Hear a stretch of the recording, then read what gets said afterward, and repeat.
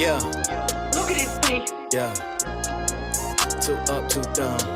Look at his Hey, face.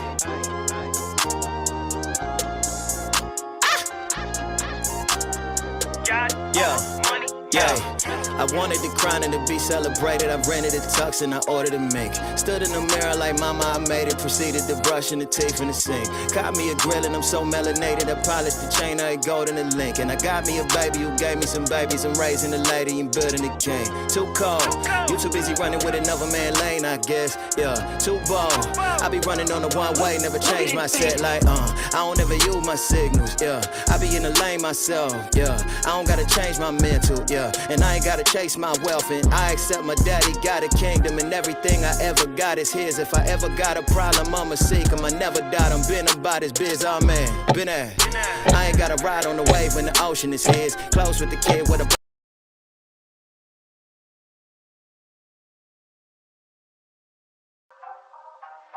What's good, baby? It's your boy Dale. I'm back in the saddle again. Our motto is to buy, build. We already bought it already, so we already own it, free and clear. Refinance to long-term debt, cash flow. That is the motto. Cliff, man, is that a pretty strong motto, man? What do you think? Man, the model is strong. Like, you're getting each piece of the invest, right?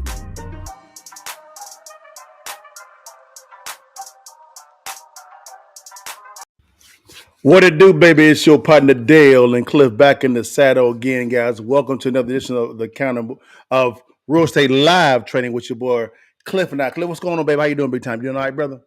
Man, doing good. Good stuff, man. How was the week, man? Did we get the bag? How did the people? Man, we didn't quite close it yet, but we working on getting that, boy. But no, it's been a good week, man. It's been a good week, and it real well. We got a freeze going on, so it's cold as a lot, man. It's cold. It's cold outside, so I had to do a lot of things out there, man. So it's cold. But how was your week? It was cool, man. It was a little bit challenging week for me, man. A lot of challenges came up, man, that I could not control, and I can't stand not having control. Things that I could not plan for actually happen. That's called entrepreneurship, guys.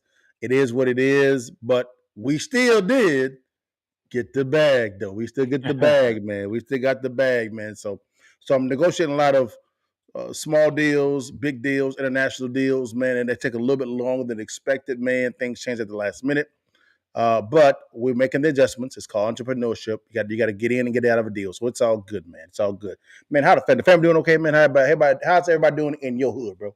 Man, family's doing good, man. Can't complain.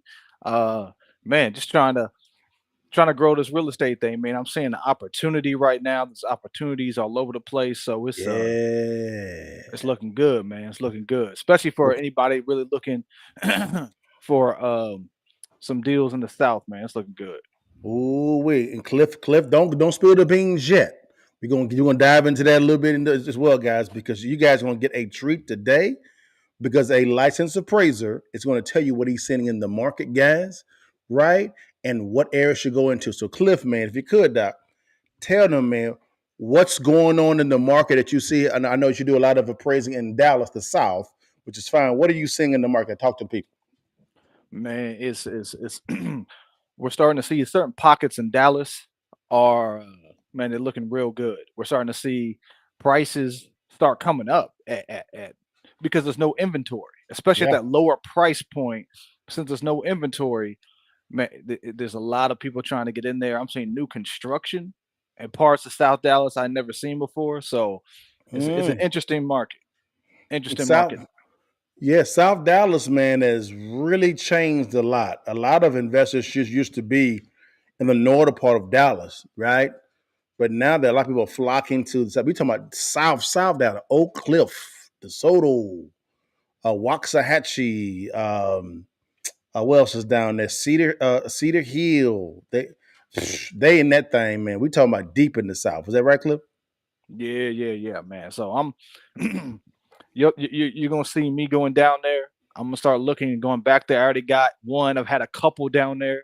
Wish I didn't sell that other one, but man, Me it's a too. great market. It is a great market, but I can tell you right now, guys, write this down. If you are in Texas or you're a remote flipper, there's an area in Dallas that, and actually in Texas, that most investors do not really focus on, and it's kind of strange to me. That is the Tarrant County area. Oh yeah. Most investors do not go into that area. I don't know why, because there's so many jewels over there. You have Keller, you have Haltom City, Arlington, Fort Worth, just to name a few guys. It is a cesspool of deals out there. Don't you worry. If you don't do it, I'm gonna do it. But you Oh better yeah. get there before we do, because we're gonna take it all. I've had most of the deals I've done were Fort Worth. I did Yeah. Northwich. I've done a couple in Northwich and Hills, Mm. Benbrook, uh, uh, especially in Tarrant County. I've done 6, 7 in Tarrant Yeah. County. Yeah. I'm going back, especially South Fort Worth. Woo. South Fort. There's a neighborhood. I've done 3 or 4 in the same neighborhood because I knew it. I knew Yeah, that neighborhood. When something popped man. up, I said, "Give it to me."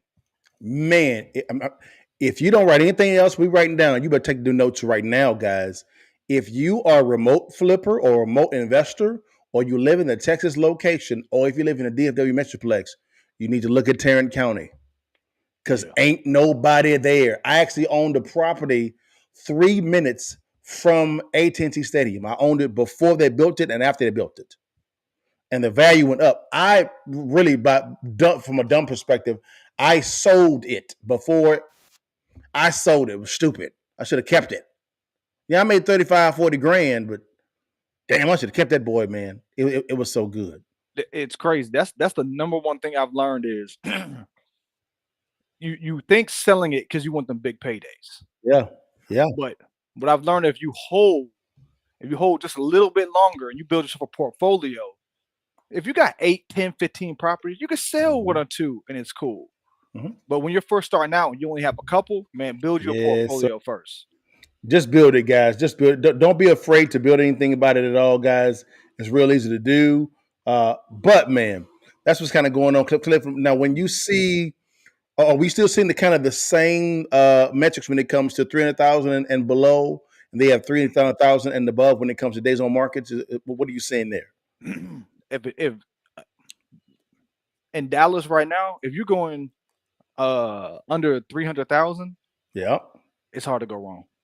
Mm. It's hard to go Mm. wrong. That Mm. that market, just to give you an idea, if you just look at the statistics, it's going to tell you. So about 30% or 35% of Dallas, if you're an individual, you're making below $50,000. Mm. So you Mm. just look at the mortgage payment alone, Yeah. you're more likely that there's going to be demand. So if you get you a Yeah. 3-2, Ooh. that's decent square footage. Mm. It's solid. Especially in Dallas. The way Dallas is going, because we're growing so fast, man. By 2020, by 2030, we're supposed to add another 600 to 700,000 people. Wow. And he ain't lying, y'all. He's not lying at all. Most likely those people are going to be probably bilingual. Yeah. Most likely they are. So, hey, and to be honest with you, when it comes to certain investment strategies, the bilingual target audience when it comes to a buyer is right. And they don't mind paying a higher rate because they're used to it. They're used to it. Write this down, guys. I'm trying to told y'all, man.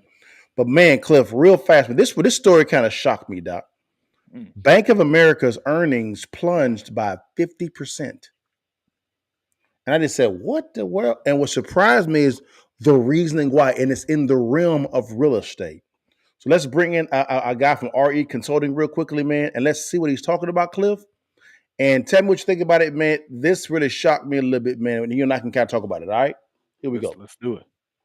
Bank of America just reported a massive 50% plunge in their earnings year over year. A concerning sign for the state of the U.S. banking sector as problems continue to crop up across the U.S. economy in 2024. With the Wall Street Journal reporting that Bank of America's profits fell by more than 50%, down to $3.14 billion on the quarter, down Wow. 56% from a year earlier. Now, according to Bank of America, this drop in earnings is largely because of one-time items. However, digging deeper into their report, Listen you to can this. see a big concern is that more loans are going bad, with the bank charging off $1.2 billion in loans, upset. Now, Cliff, a bank charging off $1.19 billion worth of loans that's not a good thing at all. Does that hurt a bank significantly? The size of Bank of America. No, I don't Explain. think so. Taxes. They could write that off, and they could. Bank of America is not going away. It's going to be here in 20 years. I agree. So 1.2 billion, they're going to write it off, and Yeah. they're going to take that off the taxes for the next 2-3 years.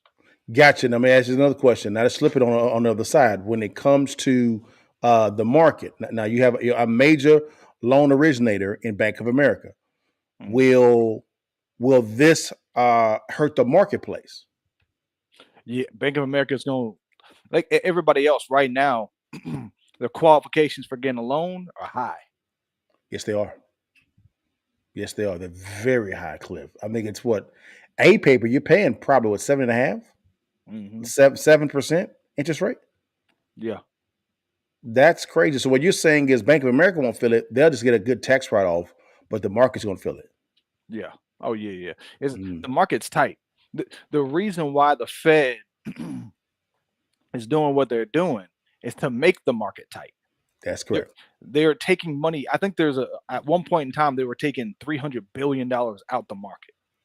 Wow. Plus, you have high interest rates, so they're Jeez. trying to squeeze the market to stop inflation.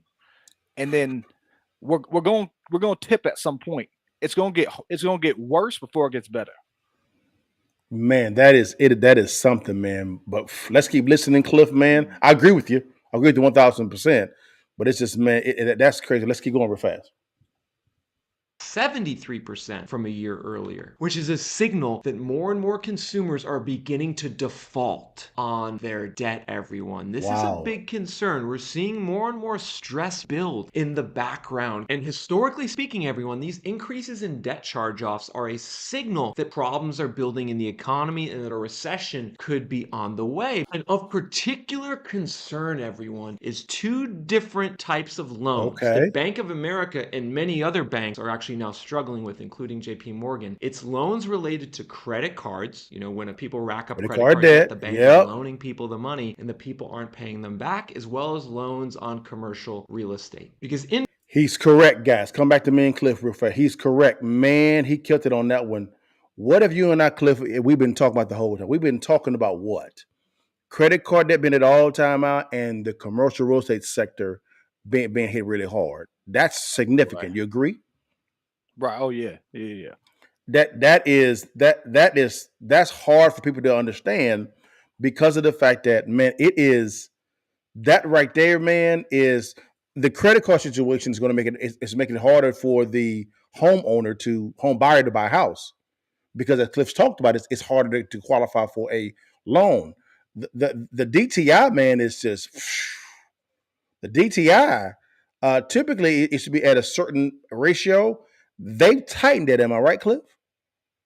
Yeah. The banks don't want to lend right now. Whoa, at all. Wow. Now why don't the banks want to live right now, Cliff? It's costing them more money. It's harder. They have to spend more money trying to do client acquisition. The amount of people who want loans is low. So in order to try to get them, they got to spend more money, more resources, and it doesn't make it worth it, especially with the fact that prices on a lot of the times things they're buying are low. That makes sense. Now watch this, guys. Let's bring in CNN. They actually had a really good thing talking about struggling millennial in homeowners. Watch this, and they're talking about degrees. This is going to go right into the real estate kind of move. Here we go. Let's listen to this real quickly, Clip. Rach, we have $435 to last us till the end of the month. Okay? What? Actually, till February 4th. Wow. That's even worse. I know. When we report on how great the economy is doing, what do you feel that? I don't feel it. I don't doubt that it's gotten better, but nothing necessarily feels like it really got easier on us. I don't feel like I'm getting a break anywhere. Wow. The American economy looks strong. A robust job market, stocks near record highs, inflation cooling. But many people are not feeling the positive vibes. I see $400 going towards my student loans, and I see $545 going for HOA, and I see groceries averaging about $150 a week.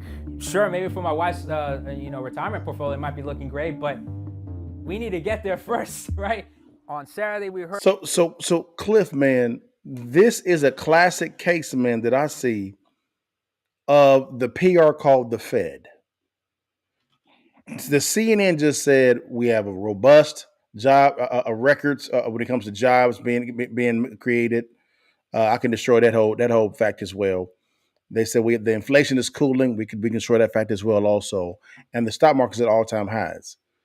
But then you hear real America saying, "Hey," then these are millennials saying, "Yo, we got $453 to last us to the end of the month. How are we gonna do this?"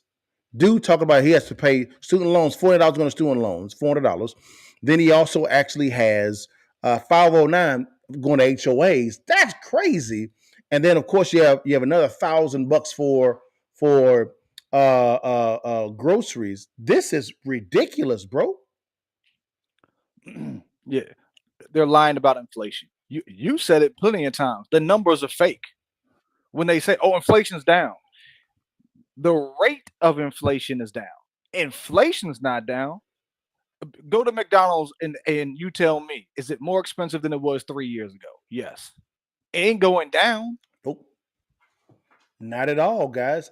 right? Yeah, This is a PR, so not by CNN, but by the government. They changed the calculations when it came to the inflation rate, right? The key thing Cliff said was inflation rate, not inflation, the rate, the calculations to give you a number detailing what the rate is. Trash, garbage. and it's messed up. And they know the problem is they know people don't understand that. Exactly. They know people don't understand rate of change. So because because really they're saying, "Oh, inflation got to 9%." That's BS. Inflation got to 30%. All day long. It's still up. Cliff, I went to go buy a steak, man, and we can afford it by God's grace. Man, a steak is like what, $11, $12? Yeah. Kroger. Oh yeah. Like, I got a friend with 4 kids. And they go to McDonald's. That's the $80, $90 now. I mean, I went to McDonald's, man. For me specifically, just for me, you're gonna spend by yourself $12, $13 on one person. Oh yeah. Oh yeah. It's and that's the thing. So prices used to be before the pandemic, you probably get in at 7, right? Maybe 8. Now it jumped to 12 from a meal used to be $8. Now it's 12, Yeah, something like that, yeah, right? 9 to 12. yeah. And now they're saying, yeah, yeah. But last year it was 12. Now it's 12, and this year's 12. Right. But 3 years ago it was not. Yes, You know what I'm saying? yes. These see numbers don't lie, but they can be manipulated. Right. They can be manipulated, and you're seeing a classic case of number manipulation because of the fact that you're hearing real life Americans saying, and we're going to continue in a second, saying, "I hear you CNN, you Fox, you ABC saying, you NBC saying that, hey, we have a robust economy, jobs are being added, inflation is down, the all-time highs when it comes to the stock market." But then when you put pen to the pad, right, and begin to look at that bank ledger, it ain't making no damn sense. It's and we said it before. If the economy is doing well, then then the Fed needs to raise rates. Oh, say it again, Cliff. Say it again. If the economy is doing good, then the Fed needs to raise rates. So, Cliff, they ain't raising rates now. They talked about pausing and cutting. Why? Because the economy's not doing. Man, the money is not flowing. Money is not flowing. Businesses don't have the money or access to money. They're vendor partners. Nobody's buying. Right now, the economy is slow. That's why I keep saying about March, April, the Fed is going to have to step in and go, we got to make more cash flow happen. We've got to. The way this is going, we listen to these stories. There's millions of people out there like that.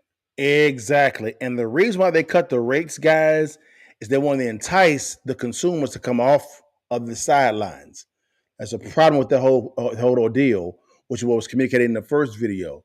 High credit card debt, right? Not the commercial real estate. That's more on the commercial side. But high credit card debt. People are defaulting on credit card debt now. They are. So how much money is going to come off the sidelines if they don't have the money? You're listening to people saying you got $453 left to the end of the month. And this is after they pay the bills on the first of the month. Where the money going to come from? Where? And wages didn't go up. No, they lied on that one too.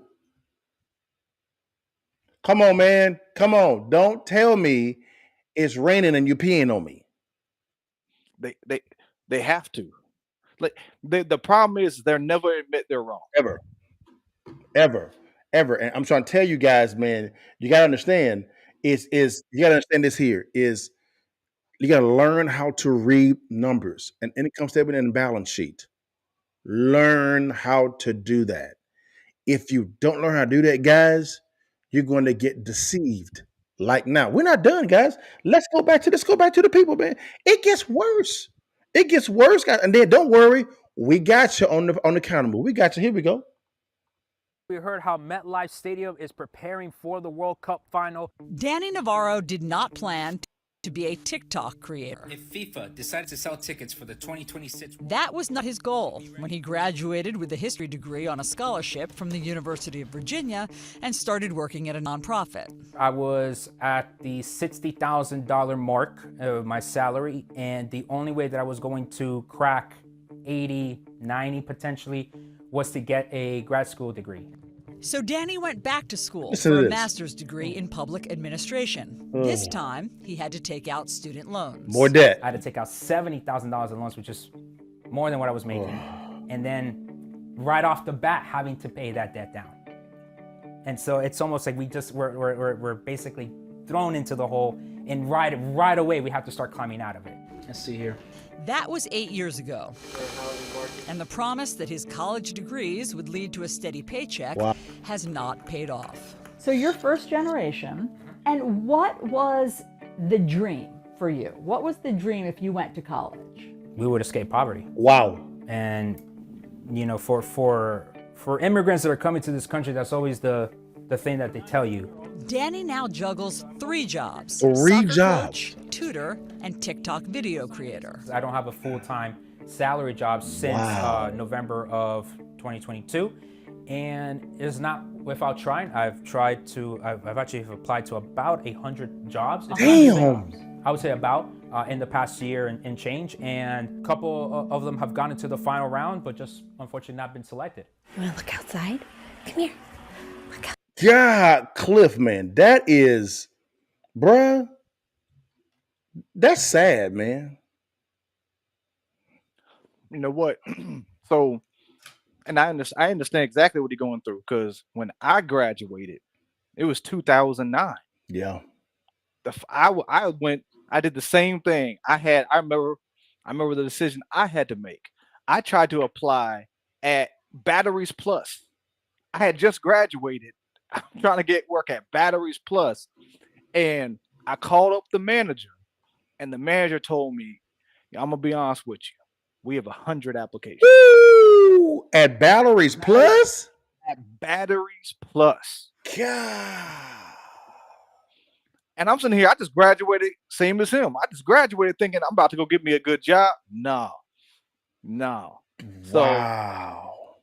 we in that same type of situation right now, and people don't understand that they're gaslighting. They're just gaslighting. You're good, everything's straight, but the economy right now is horrible. Money is not exchanging. I'll leave it here with this one. I have a contractor partner that I've worked with before in the past. He works with a lot of major builders. Yeah. Right? D.R. Horton and all that. Yeah. He is telling me that all the contractors that they were using for D.R. Horton, they decided to only take half. So half of D.R. Horton's entire new construction, they're not using them. Whoa. Because they're not able to sell at the rate they were or build at the rate they were. Whoa. So now half of D.R. Horton. So now the economy is hitting, as we're doing this, the construction industry now. Oh yeah. Yeah, because people are not buying any new homes. So what can they build? My God. because if there's more homes, then that means that you're fixing up the new house and then you're fixing up the old house you're selling. It creates two. You're getting rid of that whole market. Man, this is just this is the reason why me and Cliff do Real Estate Live Fridays. This is why we actually do Cash Flow Club. It's because of the fact that we know that's going on.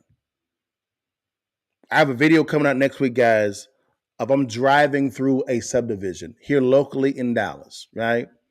And Grand Homes and Shattuck Homes are the major builders, the two builders in that area. They had 4 phases. 4 phases. Cliff, they only got done with 1. They're now liquidating lots individually because they got to. No one is buying new construction homes because the debt is so high. Now, watch this. They're able to offer a lower rate in the 4% range because they just do it on paper. People ain't buying that, Cliff. Yeah, they can't. That's why the opportunity is coming, because what's going to happen is the pain of high interest rates is going to carry for the next 6 to 8 months. Correct. Maybe even 9 months. Correct. There's going to be a sweet spot when the Fed cuts rates. Rates are going to be lower, but people can't afford the houses yet because they still have the pain of what's been going on. So if you're in a position, there's going to be low prices plus low interest rate for a period of time. That is correct. That's why we wanted you guys to see that CNN video. Is that's real live America. That's that. Stop falling for the PR from these networks and begin to understand the numbers behind inflation rate, the job rate. Guys, you understand when it comes to the job numbers, it's adjusted every 40 days or 40, 60 days. They adjust it down, not up, down. So what that means is the initial number that you see when they come out, look at the job number, look at it. It's a lie. And most of those jobs are jobs that were actually reclaimed post-COVID.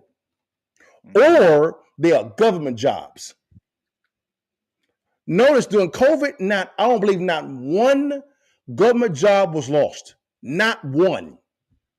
Government grew. Right. If you want a stable job, all you got to do is go work any place you need to and keep applying to a government job. Because once you get it, you good. You do not fire nobody. Ever. I have, don't get me wrong, it's happened before, but I have not recently, from COVID to now, heard of anybody in the government losing a job. Now, that may have been the case. I don't know. But in my severe influence, all I've seen is the government grow. Grow. That's what's behind all these damn bills. That's what they call pork in the bill. Learn how to read bills. Learn how to read bills, guys. Man, I'm trying to tell y'all, man, playtime is over. It's done. So you either got to make a decision to get in the game and learn a new skill or craft and reinvent yourself, or be crushed by what decisions or what someone else makes concerning your life. It's up to you. It's up to you.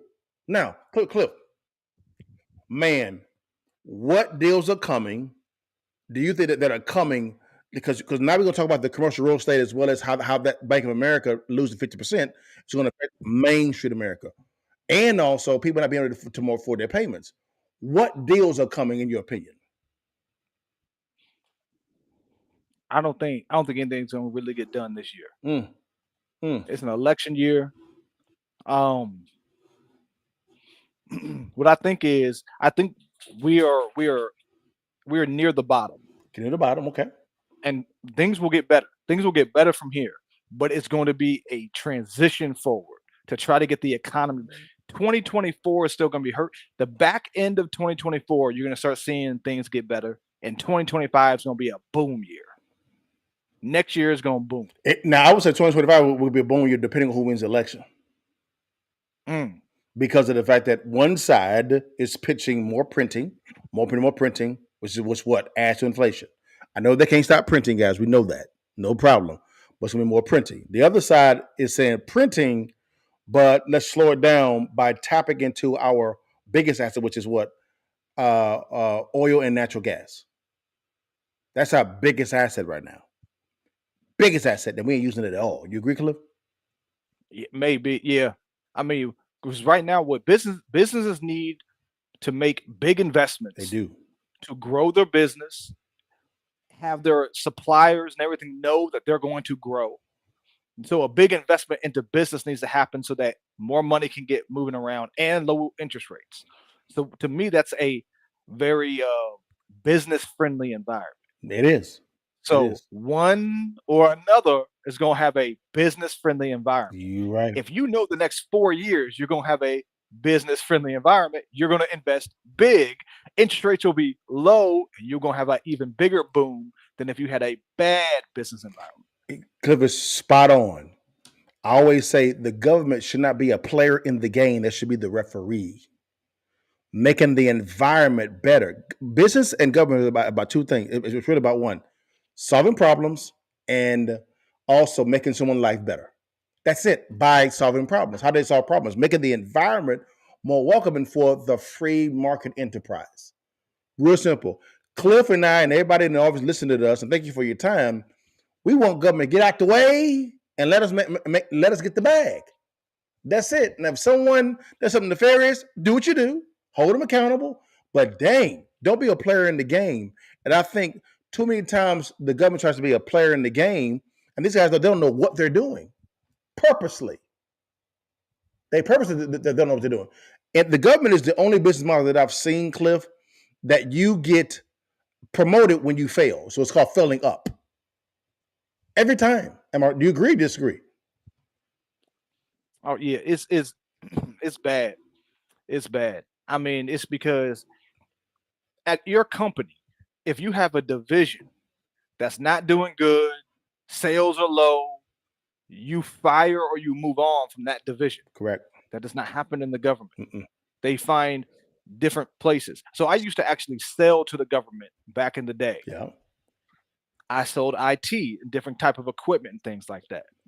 They had a gym coach who was thinking about saying he didn't want to do gym anymore. He wanted to move to a different position.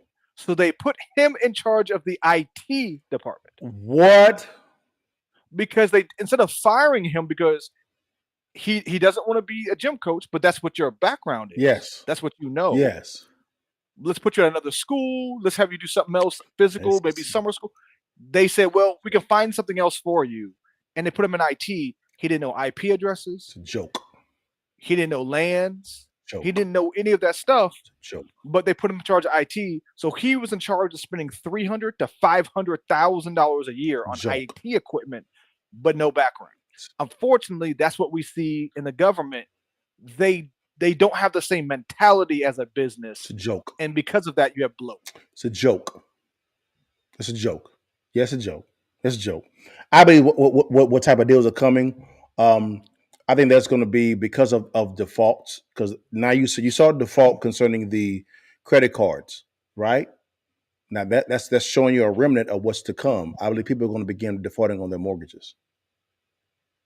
It's going to come because of the fact that it is inflation. Inflation is the silent tax. It's going to kill a lot of people, man. And so when that actually happens, what comes right into play, Cliff? I call it the real estate counter move, guys. It is wholesale investing. Wholesale investing. Cliff, if you could tell people in the back row, what's wholesale investing, brother? He says it is selling the contract to the property. So you get, Dale has a property for sale for $100,000. Yep. We have a contract where I will buy it from him for that $100,000, and I will have another person I will wholesale it to for $110,000, and $10,000 is my wholesale fee. Okay, great. Quick question: do you need credit to wholesale? No. You need cash to wholesale? No. So all you need to do is to secure the rights to a property via contract. That's it. So let's use Cliff's example. 100 to 110,000, right? Let's use Cliff's example. All right. Here go my calculator real fast, Cliff. Here go the calculator. All right. Wholesale investing. Now here we go. So Cliff said he has the contract, has an contract for 100,000. Come on now. There we go, $100,000, right? And he's selling it to me for 110,000. So the profit there is $10,000, right? Now, Cliff, once that's closed, you get that money at the closing. Am I right? Right. Yep. Gotcha. So therefore, Cliff is now pocketed $10,000. Let's walk through the numbers again. Cliff has sold it to me for $110,000, right? Boom, there we go. But he has it on the contract for $100,000. That leaves a $10K difference. So Cliff now actually is now making $2,000. Now, Cliff, how many deals can you do a wholesale for? 1, 2, 3 deals. How many deals can you do a wholesale for? Is there like a cap or something you can do, or what? Nah, as many as you can do. So, what is a good parameter of the amount of wholesale deals you can do on a monthly basis? Give a conservative number. It depends on your like what you're trying to do, but you on your own, if you decide to work it and you did it right, could pull off one a month. One a month. Let's just say one a month. So Cliff made $10,000 for one wholesale deal, right? No credit check, no credit needed, and no cash. All he did was just secure the property via contract, right? And then sold it to the end buyer, which in this case is me, right, for 110, and he made the delta of $10,000 there. Cliff said one a month. So 10,000 times 12, Cliff, right? That's 12 months in the year. Am I right, Cliff? Right. What makes me good? You've made 6 figures wholesaling with no credit check and no cash. Most people ain't making that amount of money at a job. Am I right? Oh yeah. Yeah. Now, Cliff, how many hours a day do you have to invest to be able to acquire a wholesale deal and be able to sign? What's the typical work week hours? It depends. I mean, you could do it part-time. I would say it probably could take you anywhere from it just depends. It depends because you have some months where you might get 2 and other months where you get 0, but it might take you 10 to 15 hours. Okay. A week? Yeah. A week. Okay, cool. Let's go back to it. Okay, 15 hours a week. All right. How many weeks are in a year, Cliff? 52. So 15 hours a week. 15 hours a week. I'm gonna say times 4. 4 weeks in a month. You're working 60 hours a month. Let's divide that by days, right? Days. So divide that 60 divided by 30 days, right? That's 2 hours a day. That ain't bad, is it, Cliff? No. To make 10 grand a month? So all that means is you probably not being on Instagram more than 7 hours. Taking 2 hours out of the day and learning how to locate, negotiate, and acquire distressed properties that you can wholesale out with none of your credit at risk and no cash. Am I right, Cliff? I'm off. No, man. If you can get the wholesale game down, it opens up everything. Everything, guys. So again, investing 2 hours a day and learning a new skill to locate, negotiate, and acquire distressed properties that you can wholesale out with no credit and no cash can make you $10,000. Now, Cliff, what is the most you have ever made on an assignment? I think about 10 grand. 10 grand? Okay. Yeah. I've heard people actually make more than that. I've heard people make 20, 30, 40 grand. Oh yeah. I've definitely seen that. I didn't focus. When I first started off, I didn't focus on wholesaling. Wholesaling was what I mainly did. If I found a property that I didn't want, that I got under contract. Sure. So I've probably done how many wholesale deals? 6, 7 wholesale deals. It wasn't what I focused on. My focus was rentals and fix and flips. Yes. Now get this. Cliff mastering the skill of fix and flips and rentals, he still had to learn the skill of locating distressed properties and negotiating and closing them. Right. So they all go hand in glove. Wholesaling, flipping, rental. He just mastered the skill. He could do all three if he wants to. Mm-hmm. So by mastering this skill of learning how to invest in wholesale investing in real estate, you open yourself up to so many different opportunities to buy and hold, buy and flip, buy, renovate and flip, wholesale, joint venture partnerships. You have so many things you can do with one deal. Make sense, Cliff? I'm off. Right. Yeah. It's once you learn the game, you can grow. That is it, guys. Man, guys, it has been. That's all I have for today, Cliff. Man, you want to say anything else, man? Before we get off, bro? Man, this is just the beginning. It's just January. We got a long way to go this year, and like I said, things are gonna get worse before they get better. So, man, just if you're paying attention, I say it every week. Focus on getting you just one. And you'll be amazed how easy it is to do 2, 3, and you keep growing. The hardest deal for me, Cliff, was doing that first deal. Yeah. After you do the first deal, you're like, oh, that's it? I can do this. Mine was crazy. My first deal was crazy. And you never know. I got lucky on my first deal. Yeah. I actually bought a house. I saw the house. I wanted to do it. I underbid the construction. I thought it was going to be 40. All the contractors told me it was going to be 60. So I went to the wholesaler. I said, I'm going to walk. He said, really? You going to walk away? I said, yeah, I'm going to walk. It don't look good. He said, let me do this. I talked to him. We started negotiating. I said, is there anything else you could do for me? Blah, blah. He said, I got a deal in Fort Worth. Go check it out. If you want it, you can use it on that one. But we're doing a show tonight. But if you get there early, I left work early. Drove all the way from Dallas to Fort Worth. Walked the property. It was a 3-2. It looked nice. I said, give me this one. He said, all right, cool. We closed 2 weeks later. My first deal. My first deal, amazing deal. My first deal was actually in Irving, Texas. Irving, Texas. It was a wholesale deal. On that deal, I made $3,500. But I was in college. I was in college, so to me that was $35,000. And you know what I'm talking about? And so I bought the property. I actually put the property on the contract. Then I signed it for $3,500. I closed in 14 days.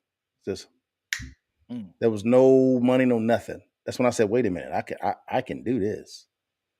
I can do that. This makes some sense. And for me, guys, I'm never a flipper. I like for assets to pay me every single month. So for me, wholesaling taught me how to locate deals. Come on, do it.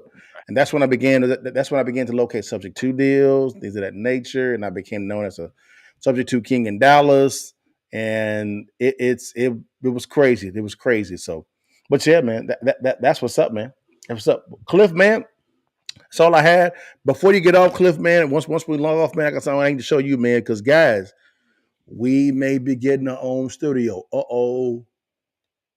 We may be leveling up on our own studio, and we're gonna make it look real clean. I'm gonna show Cliff the studio that I actually negotiated, guys. Man, we may be looking a little bit more fresco clean, and me and Cliff are going to become more hard in the paint when it comes to social media marketing to grow the audience even more. All right, because we're going to really begin to dive into the cash flow club, guys, and really begin to help people out because we got a lot of things coming this first quarter and second quarter. A lot of things coming. But guys, man, thank you so much for your time. God bless you. Know how we end it every single time, guys. Before you leave. And matter of fact, Cliff, should I play them one of our sponsors? Should we not do that? Oh yeah, check them out. Here we go. Majors, I'm the CEO of American Rounds. We are in Pell City, Alabama at Fresh Value grocery store installing the first ever automated retail machine for ammunition. The stores were really the inspiration for it. I mean, they knew their customer base, and they came to us and thought this would be a really good opportunity for their customer base. There's a lot of hunting community here in Pell City, and thought that their customers would love an opportunity to be able to buy ammunition here at the store. We're super excited to offer, what we think is the first ammo kiosk.